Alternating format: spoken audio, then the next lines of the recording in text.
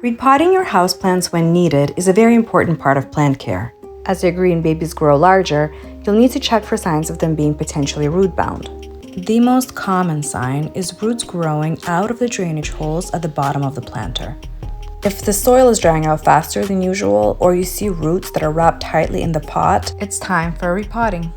First, you'll want to select the right pot. You'll want to go 1 to 2 inches bigger in diameter than the current pot and make sure that it has a drainage hole. Spray the inside of the pot with hydrogen peroxide for disinfection and pick the right soil medium. You'll want to use houseplant potting mix for all tropical plants and a potting mix specifically formulated for succulents when repotting succulents. The different types of mixes contain ingredients that promote proper water retention and drainage for the specific type of plant. Next, fill up 1/3 to half of the pot with soil. Remove the plant from the grower's pot, gently massage the roots, and place the plant in the middle of the new pot. Now fill in the sides and leave about 1 inch from the top for ease of watering. You can use a soil broom to clean off any of the soil that might have dropped in the process. Now gently compress the soil and give your plant a nice thorough watering. Now place the plant baby back in its original spot and you're done.